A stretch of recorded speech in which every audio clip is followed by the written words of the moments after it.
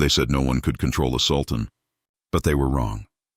From the marble halls of Topkapi Palace to the blood-soaked whispers of the royal harem, one woman, born a captive, raised a concubine, would bend an empire to her will. Her laughter was said to charm, her gaze to wound, and her mind to rule. Her name was Hürrem Sultan, the woman who turned love into a weapon and reshaped the Ottoman world forever. The story begins not in Istanbul, but far to the north, in the cold plains of what is now Ukraine. A young girl named Alexandra Lisovska lived an ordinary life, unaware that fate had already chosen her for a throne built on secrets.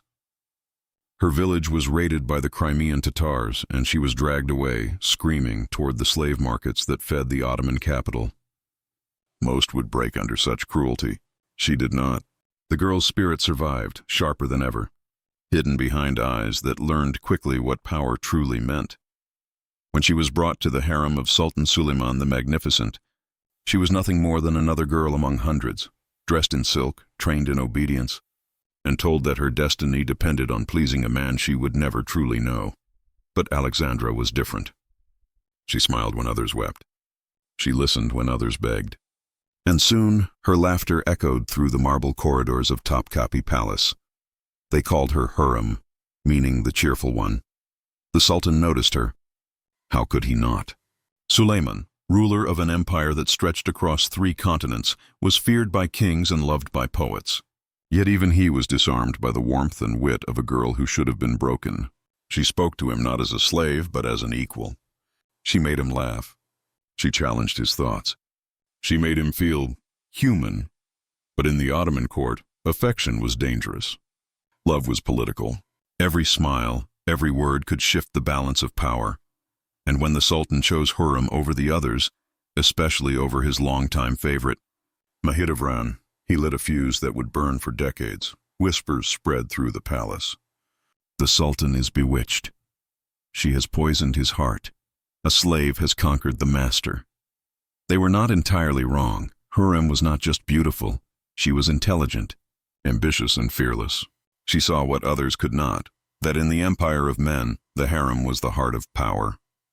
Through charm, loyalty, and manipulation, she began to reshape the hierarchy inside those gilded walls. The other concubines hated her. The court advisors distrusted her. Even the Sultan's own mother, Valide Hafsa Sultan, grew uneasy. But Hürrem played the long game. She learned who to flatter, who to ignore, and who to destroy. One by one, her rivals fell. Suleiman broke centuries of royal tradition when he did something no sultan before him had done. He married her. Hürrem Sultan became not just his consort, but his legal wife. It was a scandal, an earthquake that shook the Ottoman world. A slave had become the queen of the empire. The marriage was more than love. It was a statement. Hürrem was no longer merely part of the harem. She was part of the state. Her influence seeped into every corner of politics. She advised Suleiman on matters of war, diplomacy, and justice. Letters she wrote to foreign rulers survive to this day, filled with charm and cunning. She addressed the King of Poland with grace, securing peace for the lands she once called home. Yet behind the silks and smiles, something darker was brewing. In the harem, every mother's ambition was tied to her son's fate. The Sultan's firstborn, Prince Mustafa, Mahidevran's son, was loved by the people, admired by the army, and seen as the rightful heir. Hurrem's sons, however, stood in his shadow. And in the Ottoman world, shadows were dangerous places. Rumors began to swirl that Hurrem and her ally, Grand Vizier Rustam Pasha, were plotting to eliminate Mustafa. Some said she whispered poison into the Sultan's ear, convincing him that his own son was planning rebellion. Others believed she merely allowed suspicion to grow, knowing the Sultan's paranoia would do the rest. Whatever the truth, the result was the same. Mustafa was summoned to his father's tent. He entered proudly. His soldiers waited outside, unaware that their prince would never return. When the executioners struck, history recorded not just the death of a son, but the victory of a woman. Hurrem had secured her legacy, but at what cost? The palace was never quiet again after Mustafa's death. Even the marble seemed to echo differently, as if the stones themselves mourned what had been done. Whispers turned into silence whenever Hurrem passed. The same courtiers who once flattered her now bowed with eyes lowered, afraid to meet the gaze of a woman who had convinced a sultan to kill his own son. Yet Hurrem remained calm. She had survived the storm, but she knew another would always come. Power in the Ottoman Empire was never kept. It was borrowed, and the debt was always paid in blood. She began to use her influence more carefully, weaving a web of loyalty that stretched from the harem to the council chamber. She could no longer rely on beauty alone. She relied on information. Servants, eunuchs, and advisors whispered to her before they whispered to anyone else. Every rumor found its way to her ears. Every letter, every secret conversation, every plan. Hurrem knew it all before dawn. Through Rustam Pasha, her trusted ally and son-in-law, she placed her hand on the empire's pulse. Rustam was ruthless, brilliant, and utterly devoted to her. Together they became the shadow behind the throne, the unseen rulers of Suleiman's empire. To the outside world, she was the Sultan's beloved, the gentle mother of princes, the smiling queen who funded mosques and kitchens for the poor. But behind that image was the cold precision of a strategist who understood that mercy had no place in survival. Years passed, and the empire reached the height of its glory. Wars were won, cities conquered, wealth poured into Istanbul like a golden river. Yet inside the palace, Hurrem fought a different kind of war. The Valid Sultan, Suleiman's mother, and the only woman who could restrain her, was gone. With her death, the last restraint on Hurrem vanished. She was now the most powerful woman the Ottoman Empire had ever known.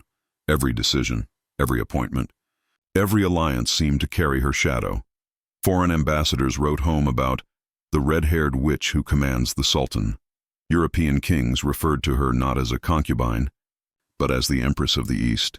They spoke of her charm, her intelligence, and her terrifying ability to make men disappear. Still, she was not untouchable. The ghosts of the harem were many, and they whispered her name at night. Mahidevran, now exiled and disgraced, still lived, and so did her hatred. Mustafa's supporters in the army murmured that Hürrem's ambition had cursed the empire, that the blood of a prince cried for vengeance. Hurrem responded not with fear, but with construction. She built monuments, mosques, schools, hospitals, fountains. Each stone was both an act of piety and a message to her enemies. I am still here. Her most famous creation rose above the skyline of Istanbul, the Haseki Hürrem Sultan complex. It was more than architecture. It was propaganda in stone, a statement that her power was sanctioned by faith itself. Even those who despised her were forced to admire her vision. Yet the one thing she could not control was time. The Sultan, once strong and passionate, was aging. His hair turned gray, his eyes tired. The fire that had united them now flickered weakly. He spent long hours alone, writing poetry filled with sorrow. In his verses, he called her my joy, my torment, and the thief of my reason. It was love. Yes, but also obsession. As Hürrem watched him change, she understood what every ruler eventually learns. Power fades fastest when the heart grows old. Her sons were now grown, and each one had inherited a fragment of her ambition. Selim, the charming but indulgent one. Bayezid, the proud and reckless one. Their rivalry threatened to ignite another civil fire. Hurrem tried to hold them together, but she could not be in every place at once. The empire she had once manipulated so skillfully began to slip beyond even her control. Illness crept in quietly. At first it was nothing, a fever, a weakness in her limbs. But soon it became clear. The woman who had survived wars of the heart and mind could not conquer her own body. In her final days, she asked to see Suleiman. They spoke for hours behind closed doors, their voices soft, their words lost to history. Some say he wept, others say she smiled until the end, calm in the knowledge that her legacy would live far beyond her body. When she died in 1558, the empire mourned, some with grief, some with relief. The Sultan ordered that she be buried beside him in the Suleymaniye Mosque, the grandest monument of his reign. No other concubine had ever been given such an honor. Even in death, she remained at his side. Centuries later, her name still divides historians. Was she a manipulative schemer who brought ruin to the Ottoman dynasty, or a visionary woman who shattered the limits placed on her and ruled from within the shadows? The truth lies somewhere in between. Hürrem Sultan was neither saint nor villain. She was power itself, seductive, dangerous, and unforgettable. She rewrote the story of women in the empire, proving that even in a world built by men, a woman could hold the strings. And long after her laughter faded from the marble halls of Topkapi, the echo of her ambition still lingers, like a ghost that refuses to be silenced. The palace did not sleep after her death.